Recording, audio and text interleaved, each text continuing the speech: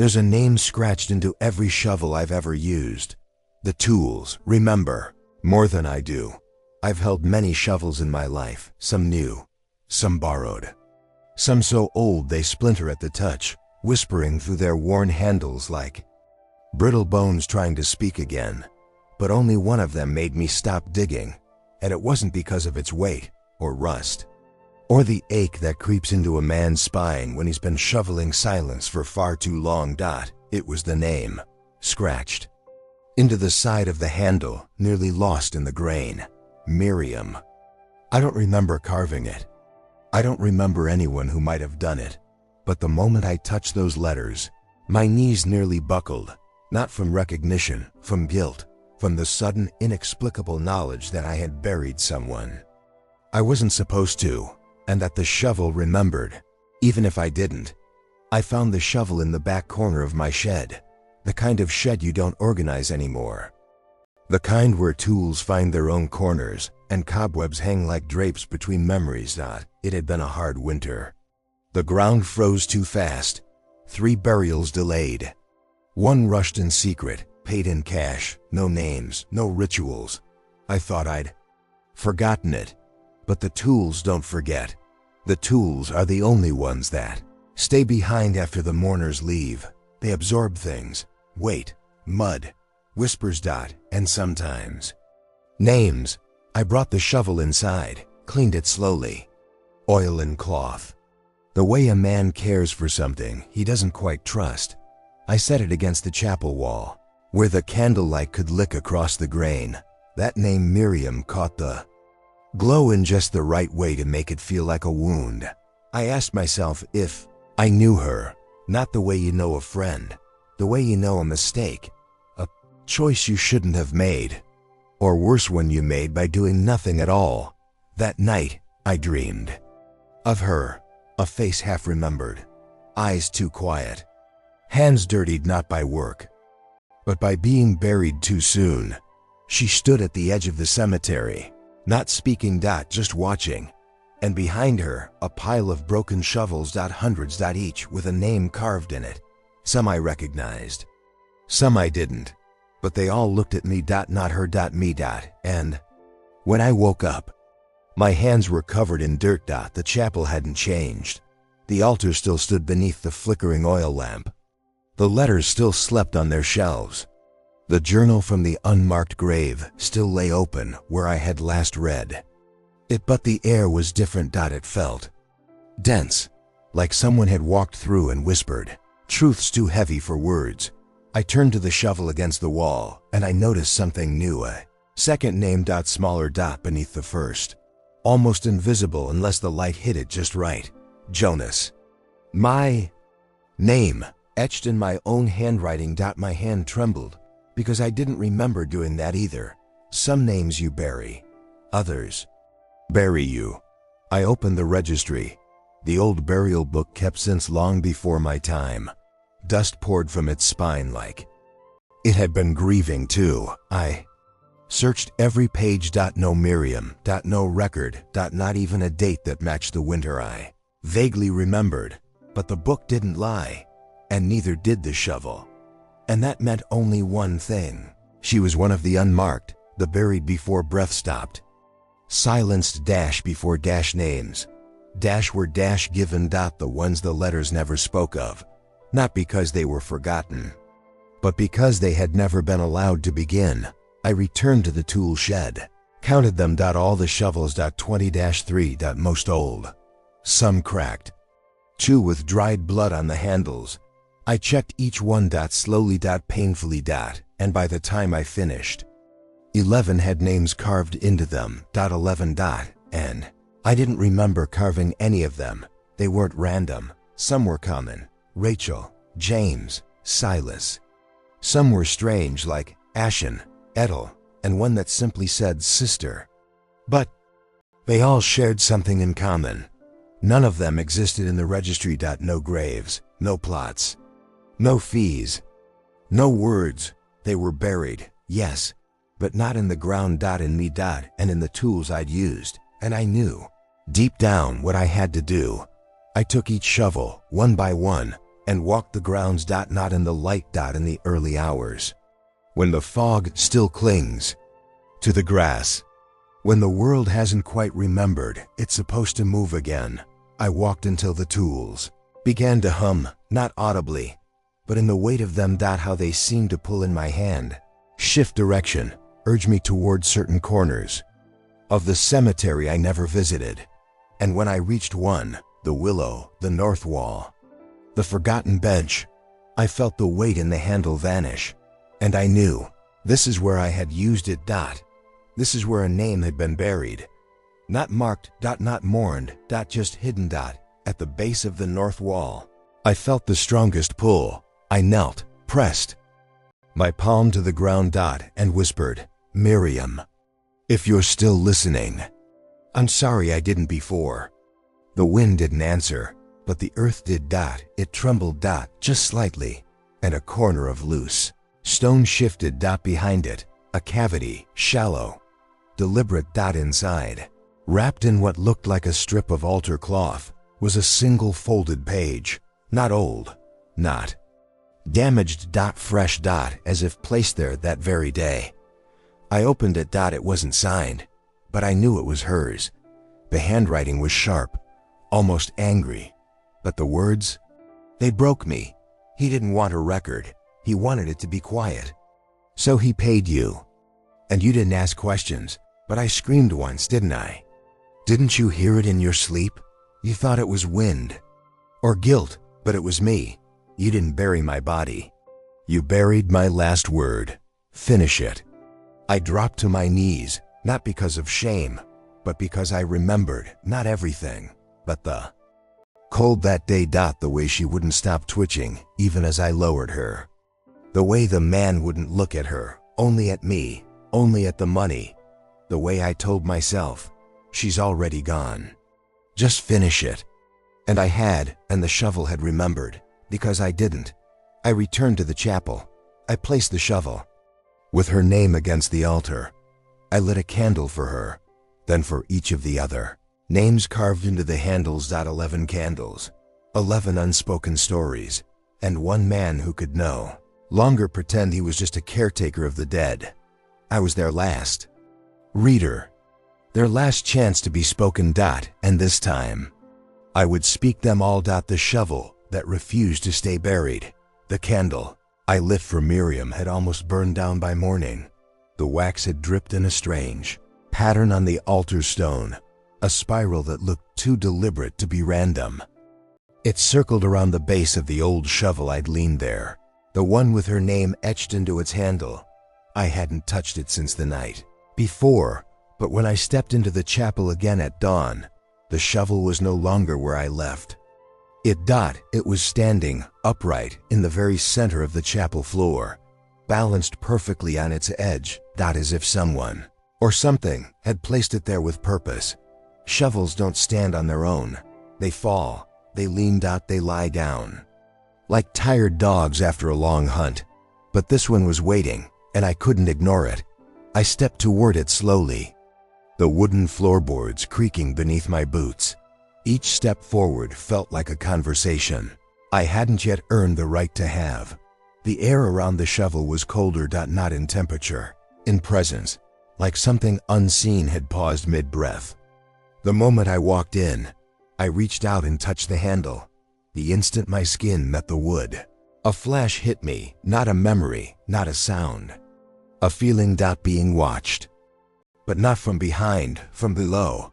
I fell to one knee, not from dizziness, from recognition. Something had shifted. The candlelight across the room flickered violently, and the chapel trembled, like someone had whispered a name the building hadn't heard in decades. And then I heard it. The sound I now knew too well, not footsteps, not speech, but breathing. Beneath the chapel floor. Not frantic, not weak. Steady. Intentional. Waiting. I left the shovel where it stood and retrieved the old crowbar from behind the altar, the same one I'd used to access the crawlspace beneath the chapel when I found her the first time. But now, I wasn't going into the crawlspace. I was going deeper.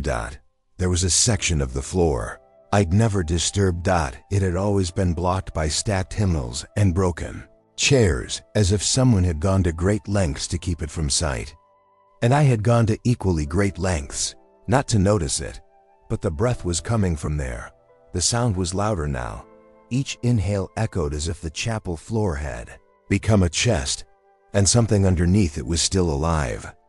I moved the debris aside, slow, reluctant, and beneath it, hidden beneath rotted planks and layers of nailed-down shame, I found it. A door. Thin. Locked with a rusted clasp. No hinges. No markings. Just a faint outline in the dust. And one word carved with something sharp, something desperate. Speak. I stared at the word for a long time, because I knew what it meant. It wasn't a command. It was a plea. Not speak, like voice your thoughts. Speak as in, tell the truth before silence becomes your tomb. I pried open the hatch. It groaned.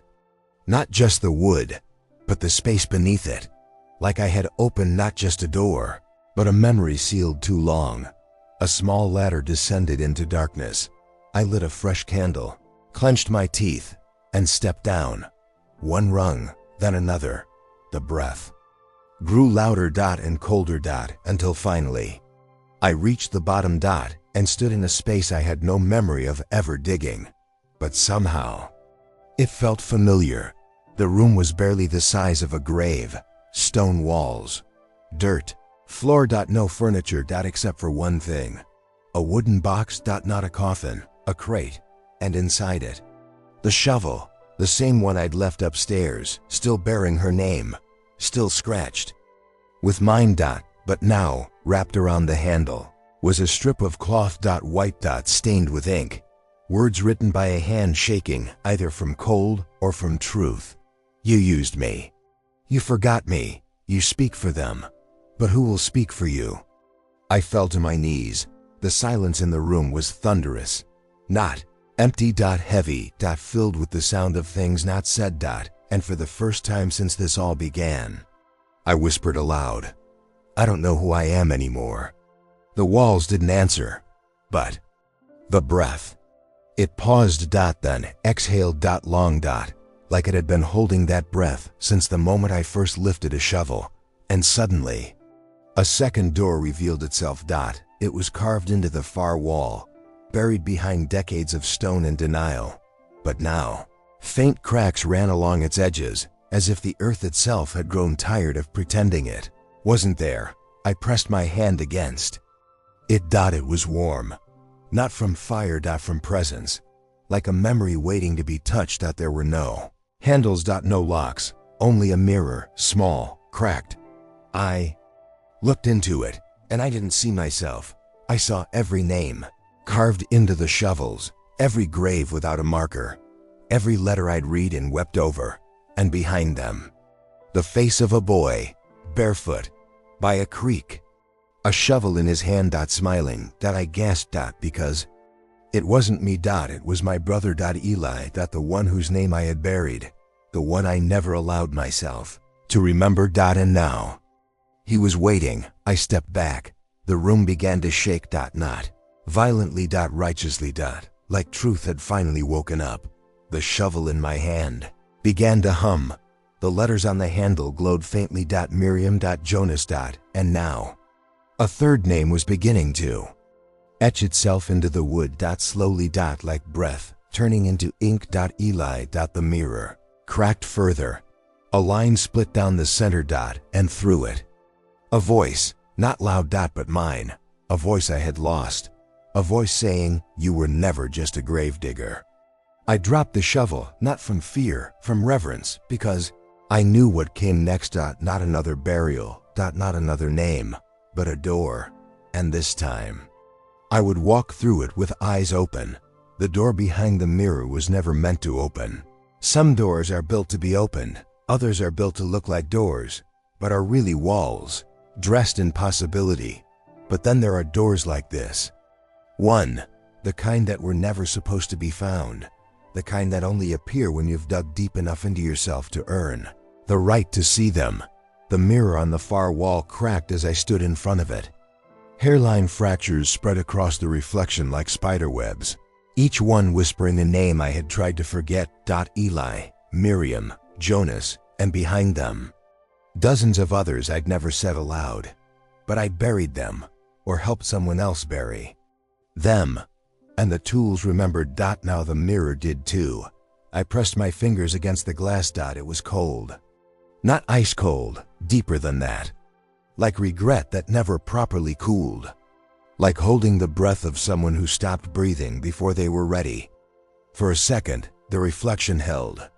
Just me, alone in the candlelight of a forgotten stone chamber. Then it changed. It didn't shimmer. It didn't shatter. It breathed.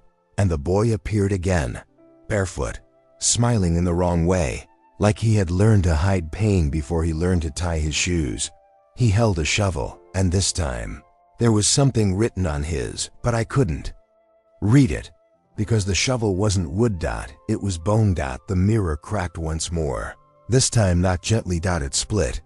A clean fracture down the center. And the wall behind it shifted. Stone pulled away like parting lips. Dust sighed out like a last breath, and in front of me now stood a doorway. No handle. No frame. Just shadow. Alive. Moving. Breathing like an old memory that wants to speak, but only if you go first. Didn't bring the shovel with me. Not this time. Some places you don't enter armed. Some truths require bare hands. So I stepped through.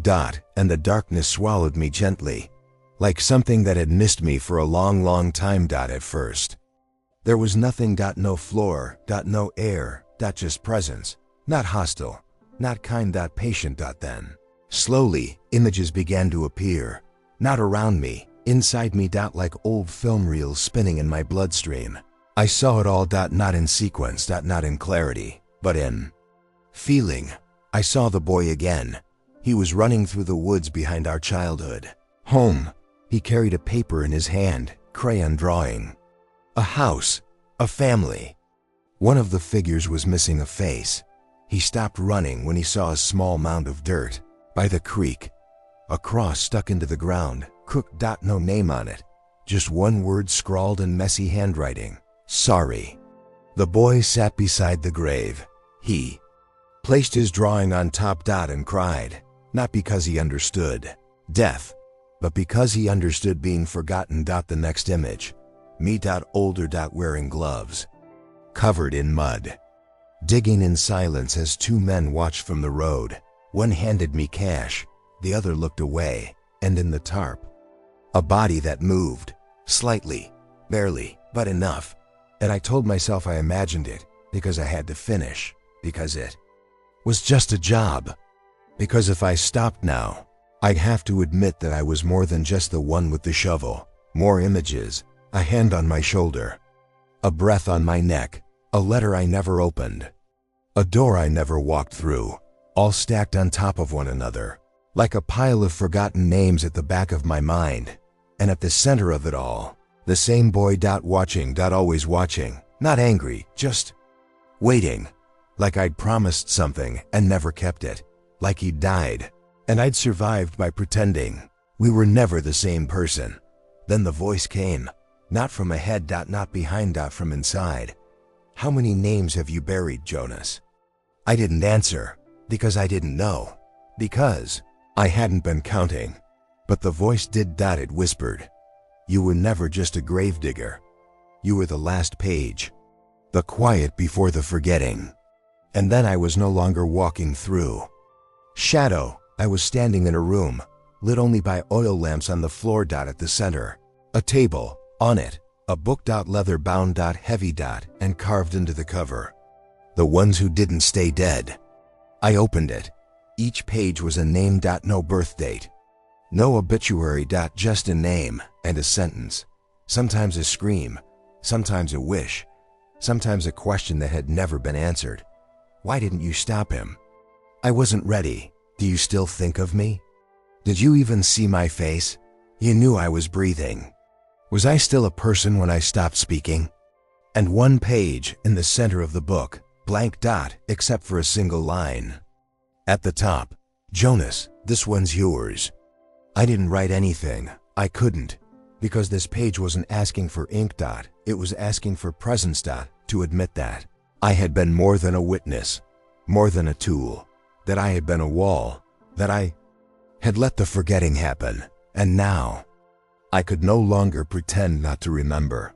A bell rang somewhere in the distance. Low, muffled, like sound traveling through the spine of the earth.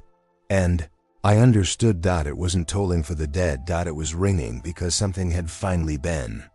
UNBURED. I closed the book. The room faded.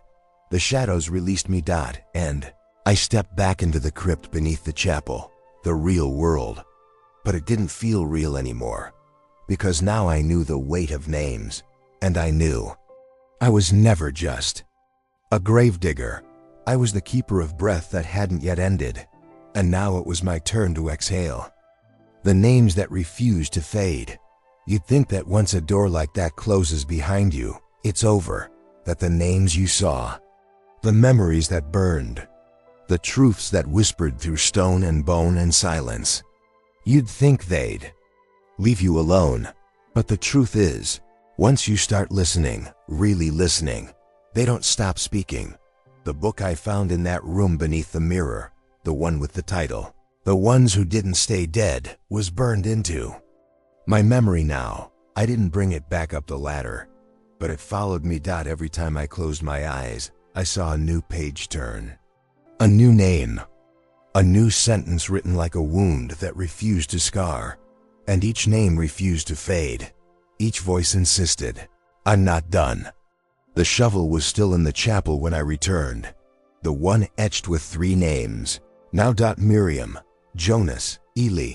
But a 4th had begun to appear, not carved, not scratched. Burned. The handle was warm. And the scent that rose from it wasn't smoke. It was ink. Old, sharp, like truth being forced through a pen in a shaking hand. The name wasn't fully visible yet, only the first 3 letters. So that night, I dreamed again. But it wasn't a dream in the usual sense. It was a return. To something I hadn't known I'd left unfinished. I was standing in the field behind the cemetery, the unmarked field, the one no one ever walked through because the ground there had shifted too many times. The soil was always soft, no matter the season. And I saw her, a girl. I couldn't fully remember, but my hands did. My chest did. That place inside us where grief buries what the mind can't face. She was digging, but not with a shovel, with her hands, fingers raw, nails broken. She didn't look at me. Just whispered, "You promised to come back." Then the wind rose, not cold, not loud, but filled with names. And I woke with dirt under my fingernails. At dawn, I walked to the unmarked field, not because I had a plan, but because that's what the silence wanted. I brought the shovel with me, the one with the burned name. And when I reached the center of the field, the place where no grass grew, I dropped to my knees. I began to dig. The ground moved too easily, like it had been dug before, many times, like the earth itself had forgotten how to resist. And after a few feet, I found them. Not bodies. Letters. Wrapped in cloth. Entwined. Dozens. Maybe hundreds. And each one had the same seal. And S. Burned into wax. And inside each envelope, the same sentence, repeated in different handwriting. "Don't let me disappear again." I didn't take them back to the chapel. I knew better now. Some voices don't want walls. They want air. So I sat in the middle of the field, and I read, one by one. Some were only a few words long, others pages. Some were apologies to people who never knew what happened to them. Some were to God. Some were to me. And then I opened one with no words at all, just a drawing. A shovel. A face, a creek, a hand reaching out of the ground, not for help, but offering something. And I realized what it was holding. A name. Written on a torn piece of sky. The last fragment of identity. The thing that gets taken first when someone is buried before they're dead. Their name. I wept, because I remembered her. Her full name. Sarah. She had come to the chapel once. A runaway. I let her sleep in the back room for a few nights. During the winter storm that year, she said nothing, just stared at the floor and scratched her arm. And one morning, she was gone. I thought she'd left, but the field knew better, and the tools did. Because now her name was fully burned into the shovel. Sarah. And beneath it, another line appeared. She trusted you.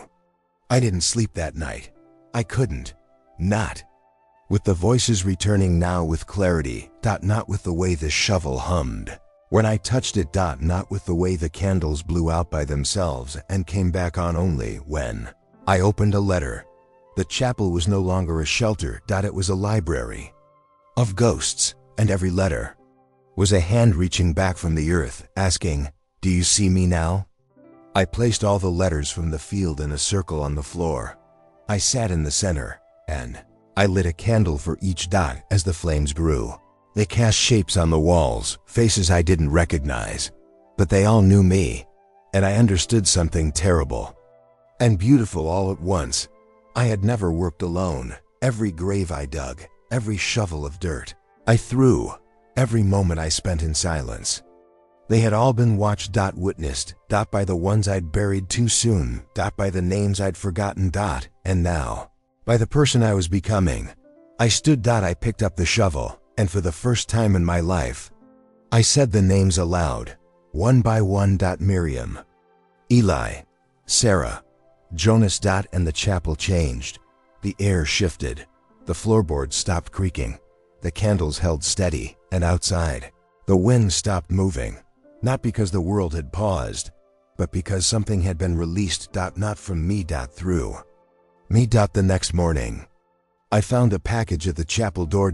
Wrapped in cloth. No return address. Inside, a photograph. Black and white. Old. It showed the chapel decades ago, but something was different. In the photo, the cemetery was full, every grave marked, dozens of names etched in stone. Some I knew, most I didn't, and below the photo, written in cursive, before they were erased. I turned it over, a final note: bring them back. I will. Even if it takes the rest of my life, even if my hands bleed, even if the names fight me, because I was never just a gravedigger, was the one meant to speak for them. To remember. And to remind the living.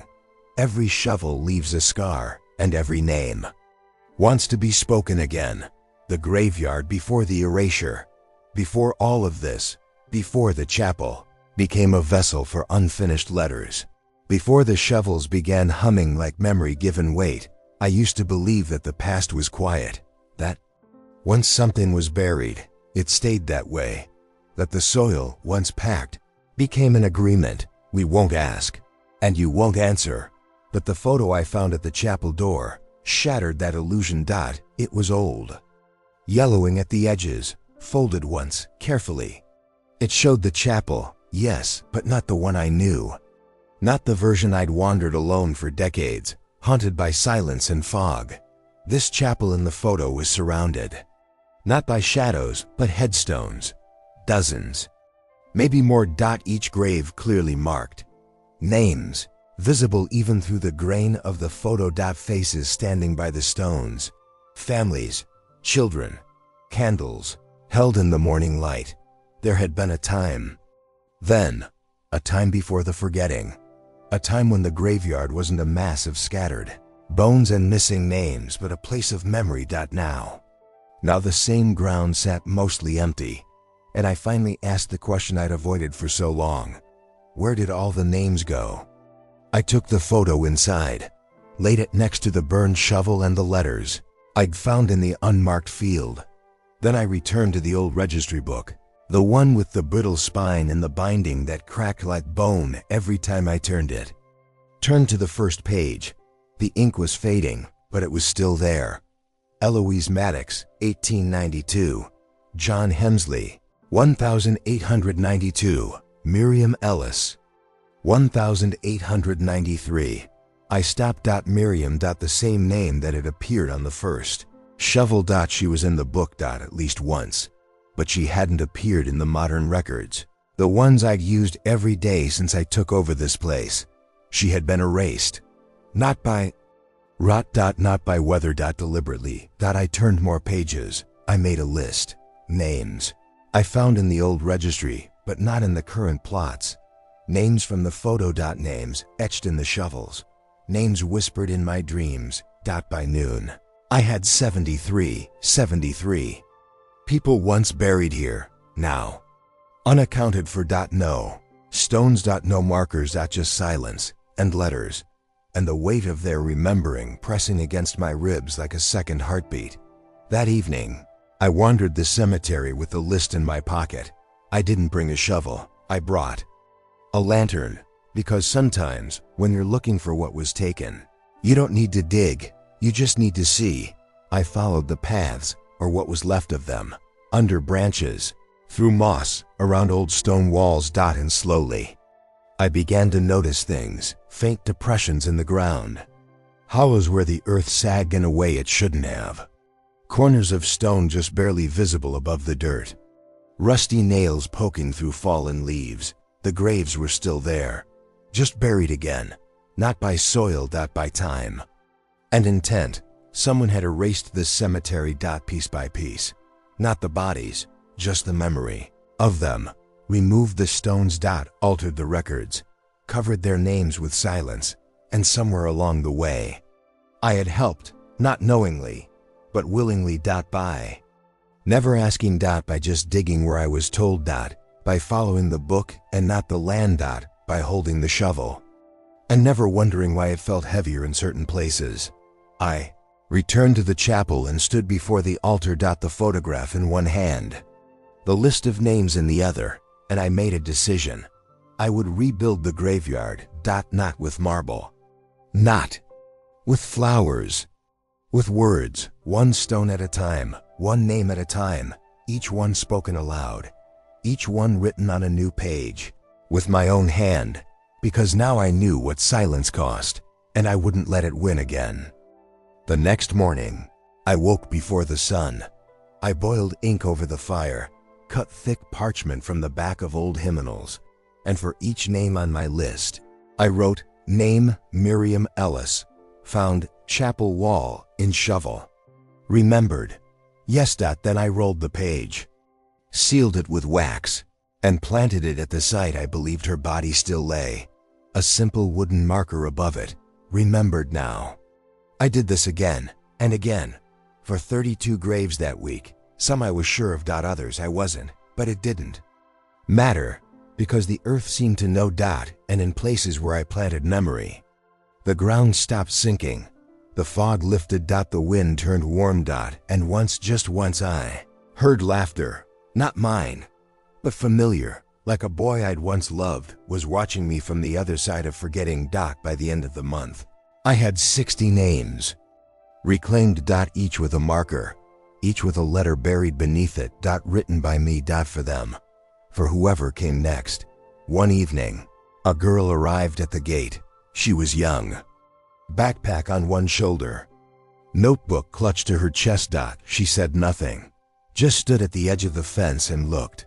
Inside, I approached slowly, asked if she was lost. She shook her head, then handed me a piece of paper. Just one sentence. You spoke my grandmother's name. I swallowed hard, asked her who she was. She only said, Sarah, my name is Sarah. I came to help you dig. We walked the graveyard together that night. The moon rose high. The wind told no lies. And for the first time in my long life as a man who dug holes, I understood that I hadn't been put here to bury the dead. Had been put here to listen. To record. To remember. To stand between the silence and those who needed to speak. Because the truth is, some cemeteries aren't places for endings. They're libraries. And every grave is a story that never wanted to go untold. I remembered them into existence. They say names are just sounds, just letters strung together. Noise that helps us differentiate one person from another, but they're wrong. Names are anchors. Memory tied to sound. Existence whispered into permanence. And when you take away the name, you don't just take the person. You take their place in the world. Their voice, their shape, their right to be remembered. I used to think I was just a gravedigger. But now I know I've been unburying people with their own names. And every time I speak one out loud, they come back into the world. Not as ghosts. As truth. Sarah helped me plant 27 markers that week. Some she painted, others she carved by hand. Simple ones. No need for marble or gold leaf, just names, dates if we could find them. And beneath each one, a small scroll sealed with wax. She called them remembrance seeds. And maybe that's what they were, because as we walked through the cemetery together each morning, we saw things begin to change. The fog lifted earlier. The crows stopped gathering on the eastern wall. The roses at the far end, long dead, began to bud again. And one morning, the willow tree, the one I had always thought of as mourning itself, shed its leaves, not in grief, but in release. Like it had held breath for too long. Like it had been waiting for the names, too. But not everything came back softly. One morning, we found a shovel burning at the altar, not consumed by flames. Glowing. The same one with 4 names now etched into the handle: Miriam, Jonas, Eli, Sarah. But below them, a 5th name appeared: ETTEL. No surname. No date. Just Edel, in uneven script, as if carved by a child's hand. Sarah turned pale when she saw it, dropped her tools, took 2 steps back, and whispered, "That was my sister's name." I'd never heard her speak of a sister. She hadn't mentioned family, hadn't shared stories, hadn't given me anything but her name and her silence. But now the graveyard had spoken first. And Sarah sat on the chapel floor and told me the story. Edel was 5. She went missing one autumn, vanished from their backyard without a sound. The police came, dogs, helicopters, search parties. Nothing. No body, no clothing, not a trace. And eventually, they stopped looking, except for Sarah. Sarah looked every year, every season, every storm. Until she stopped speaking Edel's name. Because every time she said it, no one else would answer. They'd say, "Let it go. She's gone. Don't stir that back up." But she never stopped whispering it to the wind. And the wind, it seems, brought the name here. We went back to the field that night, the unmarked ground, the place where letters grow like roots. Under silence. Sarah stood still in the center of the field, eyes closed, hands at her sides, and she whispered, "Edel, come back." No tears. No scream. Just a breath. And then the wind changed direction. Not a gust, a current. A turning. And beneath Sarah's feet, the soil softened. She dropped to her knees, pressed her hands to the ground, and gasped. Not in fear. In recognition. Together we dug. Not deep, barely a foot. And what we found was not a body, but a doll, porcelain, cracked, one glass eye missing, and tied to its wrist a tag. In a child's handwriting: "I'm still here." Sarah didn't speak for the rest of the night. She held the doll in her lap as we sat by the chapel, and I kept the candles lit. One for her, one for Edel, one for every sister that never got to say goodbye. By dawn, Sarah stood. She placed the doll on the altar and said, "We're not done yet, are we?" I shook my head. We weren't. Because if Edel had made her way back, how many others were still waiting? The next week was the hardest. Names began appearing faster. On tools. In dreams. On the walls of the chapel. Carved overnight by invisible hands. Some were complete. Others were fragments. Elmatics. Ashen. Theo. Na. Syrup. June.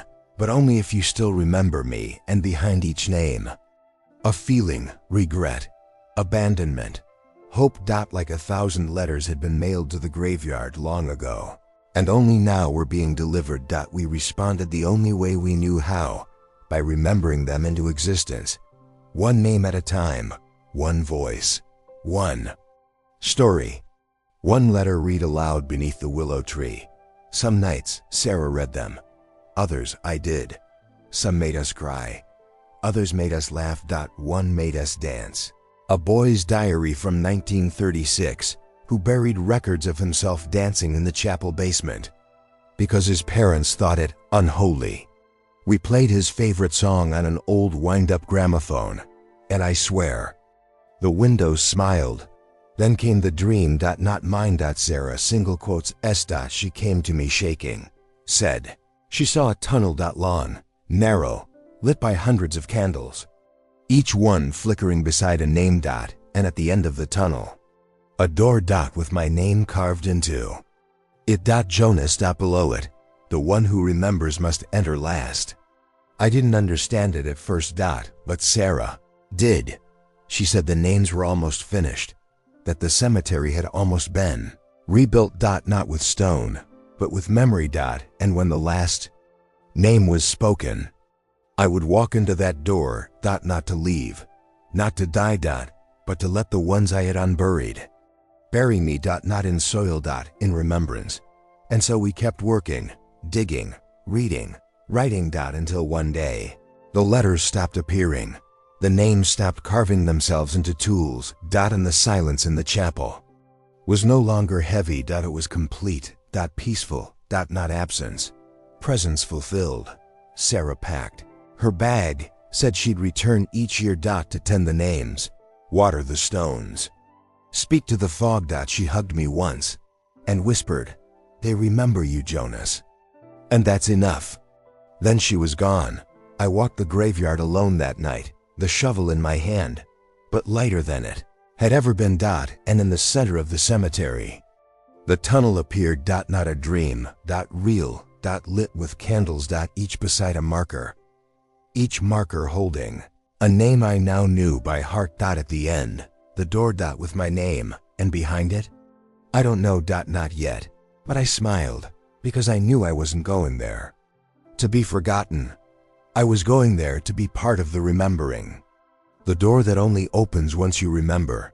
It stood there quietly, like it had always been part of the land. Not new, not summoned. Just. Revealed. A door at the end of a corridor made of names. A tunnel lit by firelight and memory, and at its center, my name, carved into old wood with careful, reverent hands. Jonas. That was all it said.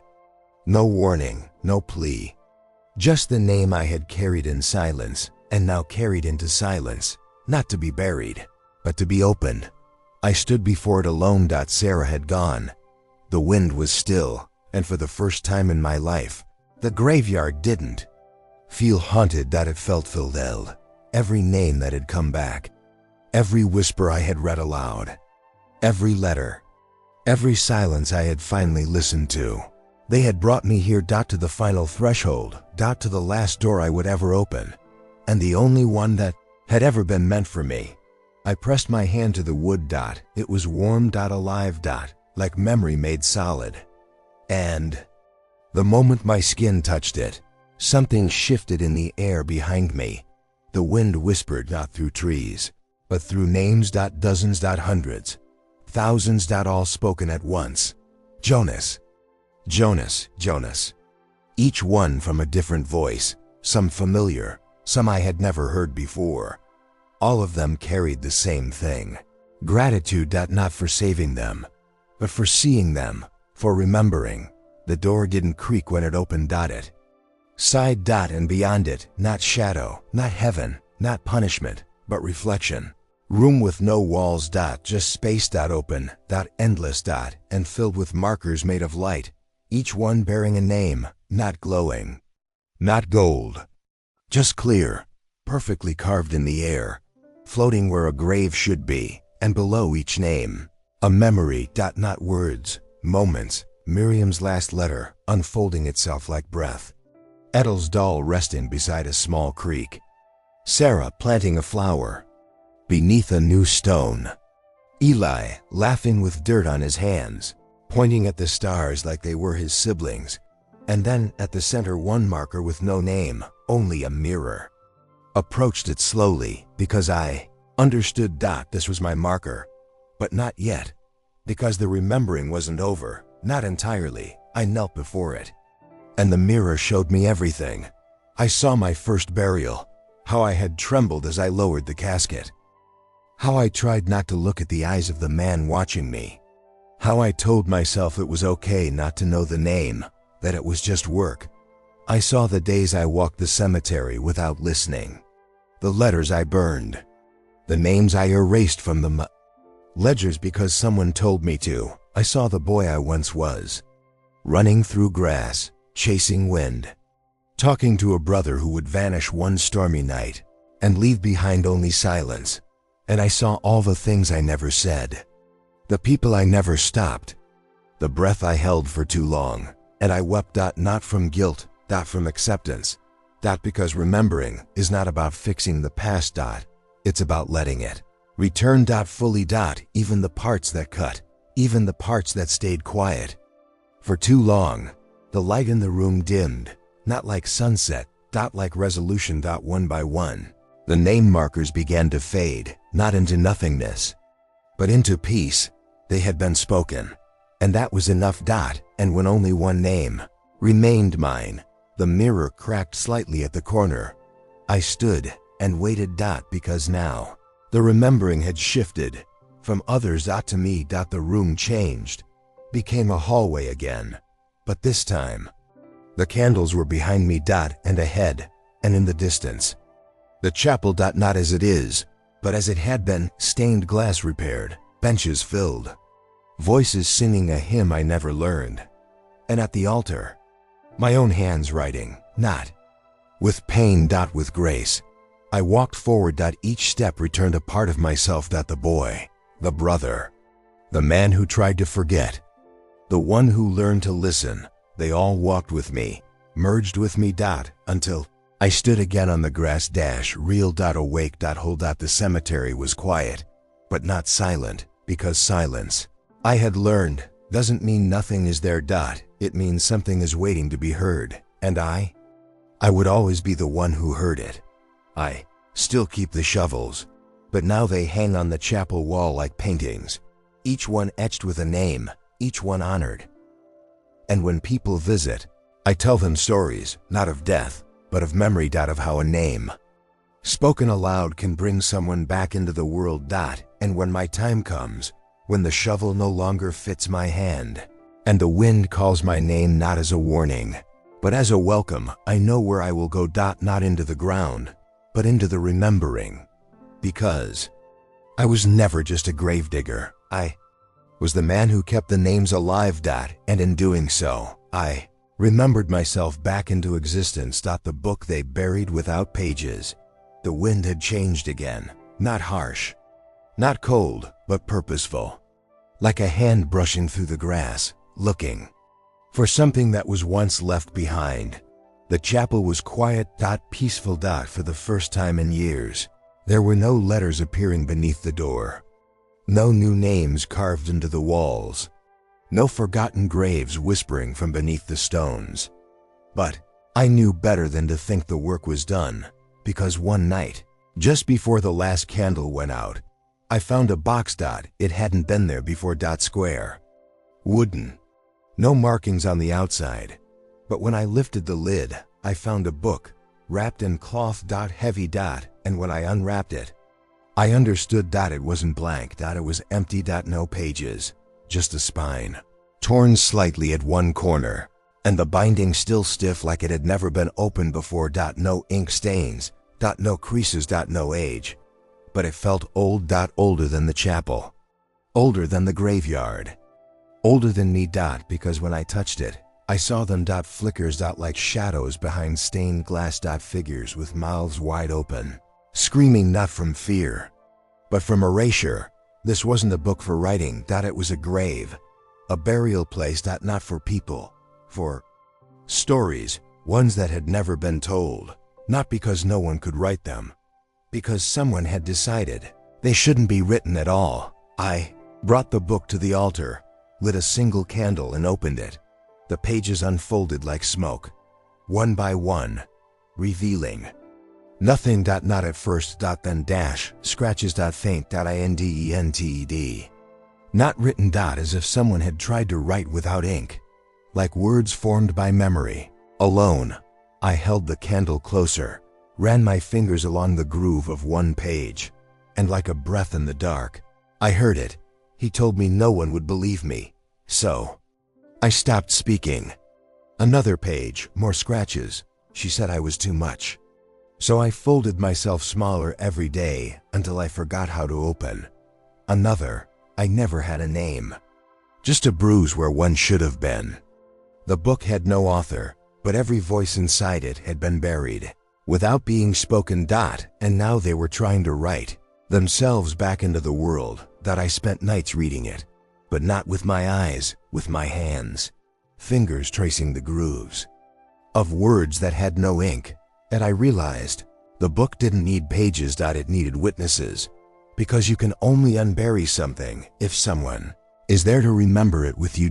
So I read aloud to the empty chapel, to the graveyard, to myself. And each time I did, a new sound echoed from beneath the altar. Not breathing, not footsteps, the sound of pages turning. One night, after reading for hours, I found a page torn in half. Unlike the others, this one wasn't indended. It was carved deep angry. In the message, you knew. That's all it said. I froze, because I didn't know who wrote it. But I knew the feeling. The weight of silence you pretend isn't yours. The way we bury truths by doing nothing. By letting the forgetting happen. I turned the page. More carvings. No names, only finish the book. But how do you finish something that was never allowed to begin? I didn't know. Until the night the candle wouldn't light. I tried 4 times. Each match sparked, flared, then died, and the chapel remained dark. So I sat there. In the silence, and waited. And in that silence, a voice spoke from behind the altar. Small. Like a child learning how to speak again. Tell mine first. I turned, but there was no one. Only the book. Open now. To a new page. Not carved. Not scratched. Written. In perfect cursive ink. Her name was June. She loved the color yellow. And she died on a Tuesday. Not because she had to, but because no one believed her when she said she wasn't okay. I didn't remember writing it, but it was in my handwriting. I knew what it meant, because June had come to the chapel once, asked for help, and I told her I couldn't. Not because I didn't care, because I didn't want to get involved. I never saw her again, but now she remembered me. So I kept writing. Every voice I had ignored, every scream I convinced myself wasn't my business. Every name I had let disappear, because it was easier to stay silent. I wrote them all. Not because it would save them, but because they deserved to be seen. The book filled itself faster than I could turn the pages. Not with ink. With presence. The chapel smelled of rain and candle, smoke and something else. Paper, finally allowed to breathe. By the end of the week, the book was full. Not with stories. With beginnings. Every page open to a name and a first sentence, and the rest of the page left blank, because the story didn't belong to me. It belonged to the next person, the one who would hear the silence and ask, who haven't we remembered yet? I placed the book in a wooden box, wrapped it in the cloth it came in, buried it beneath the willow tree, not as a grave. As a seed, because one day someone else will find it. And when they open it, they'll hear the same thing I did. The voice is saying, speak us back into the world. The wind that carries names. There are sounds that don't belong to any place. Not footsteps, not thunder, not rain or breath, but memory. When it becomes wind. It came the morning after I buried the book. Not a gust, not a storm, but a breeze that entered the chapel like it had been invited. It didn't shake the windows. It didn't lift the dust. It only did one thing. It spoke, Jonas. Just once, and I knew. The cemetery had finished its remembering, but the remembering itself wasn't finished, because memory, I've learned, isn't something you build and keep. It's something you carry.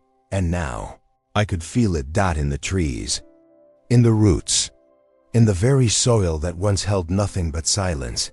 Names were no longer waiting to be uncovered. They were moving again, spoken. Elsewhere, I walked the grounds with the wind behind me. Every shovel on the wall sang a little. Their names humming in wood and rust dot the stones I had helped Sarah plant now bloomed with.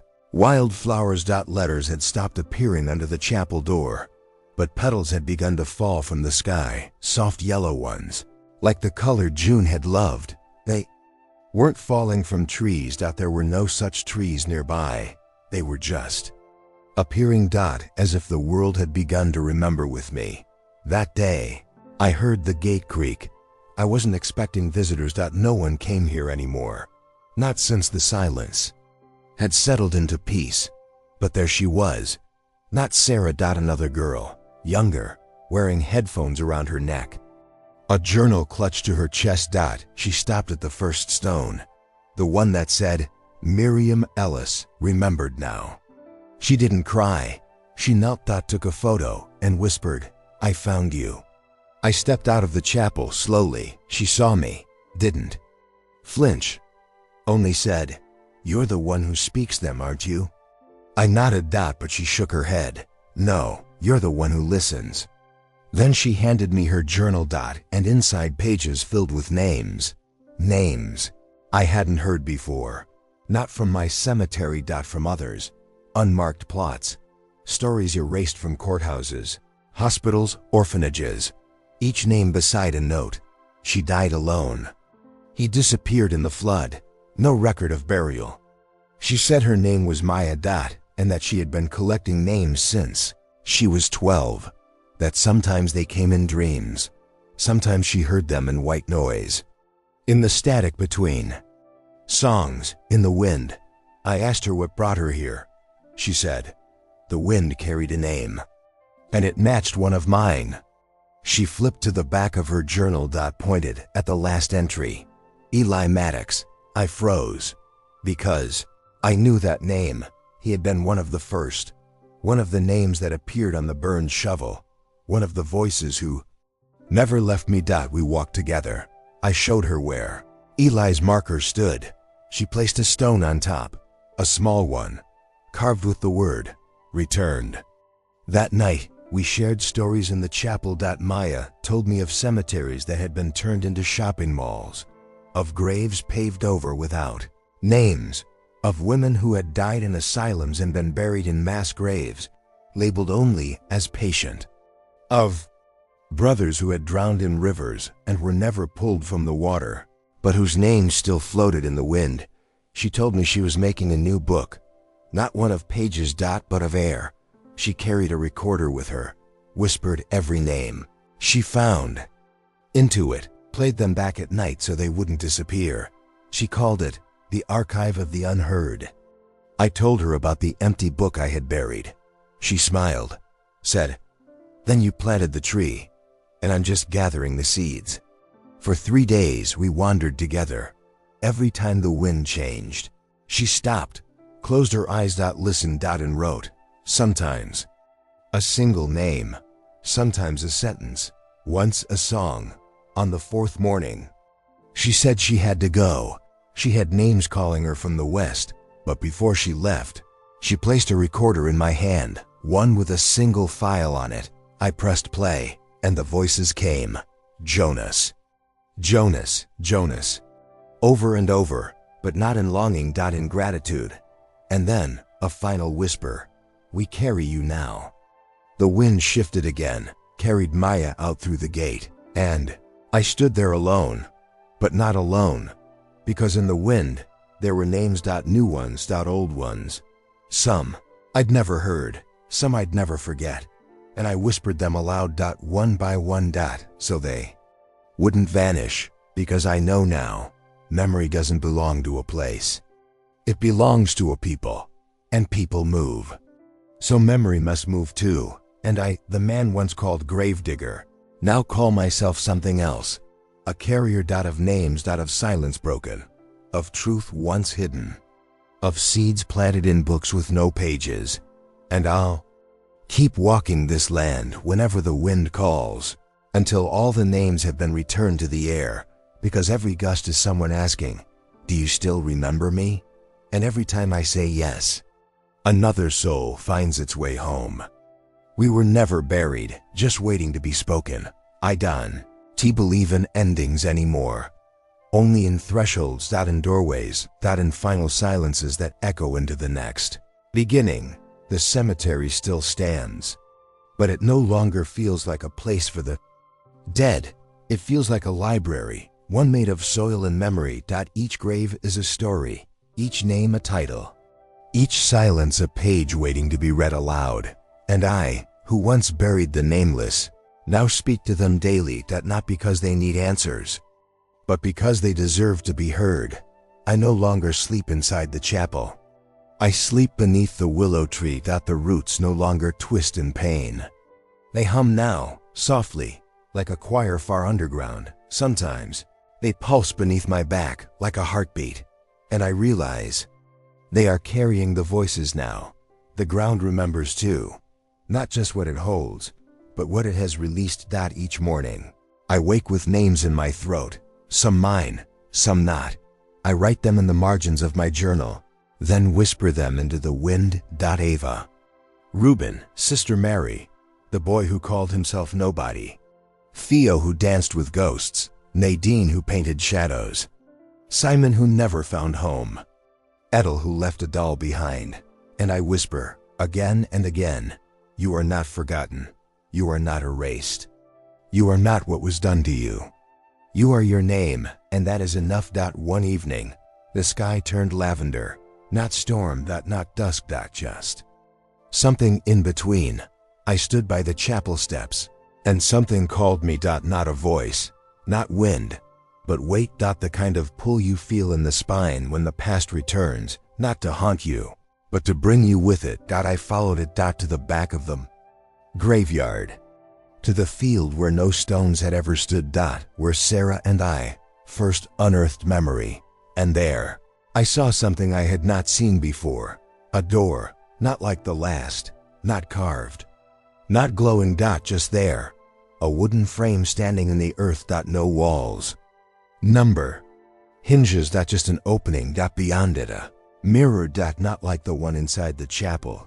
This one showed no reflection, only smoke. Shifting. Alive. I stepped through, and the world became memory. Not mine. Ours. All of them. Every name I'd ever spoken, every silence I'd broken, every letter I'd read, every grave I'd uncovered, every apology I never got to say. They floated in the smoke like constellations, spoken truths lit like stars, regrets burned like embers, but none of it hurt, because here, pain wasn't punishment. It was transformation. The ache of turning absence into presence, the heat of voice returning to lips once sealed. The smoke parted, and I saw them. All of them, not as ghosts. As themselves. Sarah stood by the tree, holding the doll. Eli with his muddy boots and constellation stories. June in a yellow dress, spinning like the world would never stop again. Miriam writing, Edel laughing, names I never knew, faces I'll never forget, all standing together. And at the front a boy, small, wiry, curious eyes. He looked at me and said, you remembered us. So now it's our turn. He reached out, took my hand, and behind me, the wind blew through me. Not around. Through. And in it, my own name, not spoken like a duty, not called like a command. Whispered. With love, Jonas. I wept. Not because I was sad, because I was known. Fully. Deeply. For the first time, not just the man who buried, but the one who remembered and was remembered in return. Awoke beneath the willow, alone again, but filled. My hands were dirty, not from digging. From planting.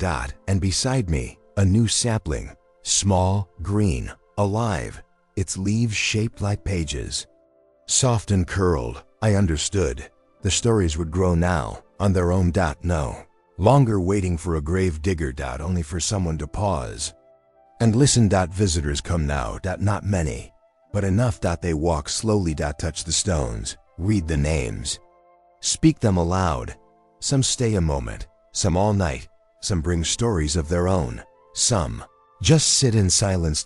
And every one of them leaves with something. Not answers, not blessings, but something that clings like dust in memory. The knowing that somewhere, someone has spoken your name and meant it.